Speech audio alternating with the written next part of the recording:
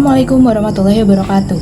Perkenalkan, nama saya Syafa Melianda Ramadhani Suwarso dengan NIM 24070160138. Dan pada kesempatan kali ini saya akan melakukan wawancara tentang kesehatan reproduksi remaja untuk tugas ujian akhir semester mata kuliah Psikologi Perkembangan 2. Oke, dan sekarang kita itu bakal ngobrol-ngobrol bareng responden kita kali ini. Halo, boleh kenalan namanya siapa, usianya berapa, dan juga kesibukannya sekarang apa? Halo, namaku Nadia Laksita, biasa dipanggil Nadia. Usiaku 16 tahun, kesibukanku aku sekarang pelajar kelas 10 SMA. Oke, kelas 10 SMA.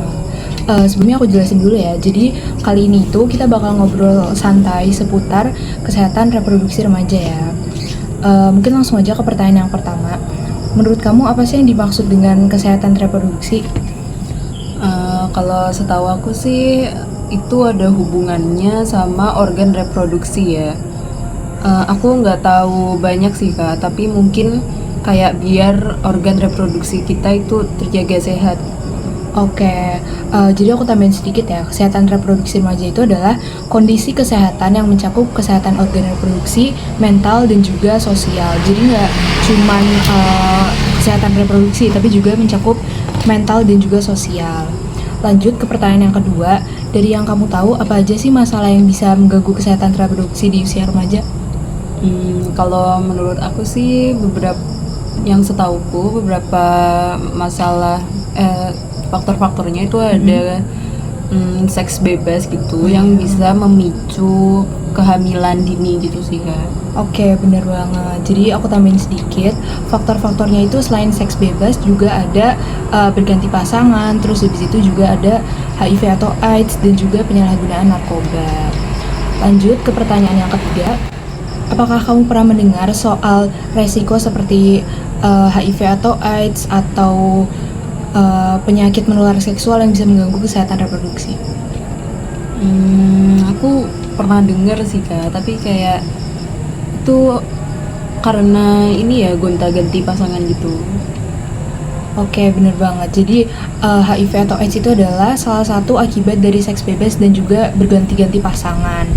Nah, itu tuh penggunaan jarum suntik yang bersama juga bisa meningkatkan resiko gitu ya. Dan aku mau kasih info nih, di Indonesia itu sekarang masuk peringkat atas di Asia Tenggara dalam hal perkawinan dini dan juga penyebaran HIV atau AIDS. Dan jumlah kasus HIV di dunia itu tuh pada tahun 2023 itu tuh mencapai 39,9 juta orang, dimana kebanyakan pasiennya tuh usia 15 tahun sampai 24 tahun. Jadi bisa dibilang masih muda gitu ya para pasiennya. Lanjut ke pertanyaan keempat, menurut kamu apa sih yang bisa dilakukan agar remaja tuh bisa lebih sadar dan peduli terhadap kesehatan reproduksi mereka? Kalau menurut aku sih mulai dari sadar diri dulu aja sih Kak. Sadar diri untuk menjaga diri. Terus mungkin boleh disarankan kayak dilakukan sosialisasi gitu untuk sekolah-sekolah gitu.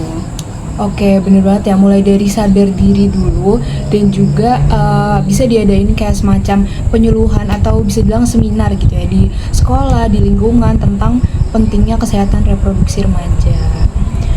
Pertanyaan terakhir ya, menurut kamu seberapa penting sih pengetahuan kesehatan reproduksi untuk usia remaja? Menurutku sih itu penting banget sih Kak. So itu cara kita untuk menjaga diri kita sendiri, terus jadi anak-anak remaja di Indonesia tuh bisa paham gitu. Oke, jadi bener banget menjaga kesehatan reproduksi itu bener-bener penting banget ya agar terhindar dari penyakit menular seksual, terus habis itu membantu tumbuh kembang remaja dan juga sebagai bekal gitu untuk masa depan para remaja Indonesia. Baik, terima kasih ya atas waktunya. Semoga obrolan kita kali ini tuh bisa jadi remaja di Indonesia tuh bisa lebih paham gitu tentang pentingnya jaga kesehatan reproduksi, terutama di usia remaja. Sekian dari saya, mohon maaf bila ada kesalahan. Wassalamualaikum warahmatullahi wabarakatuh.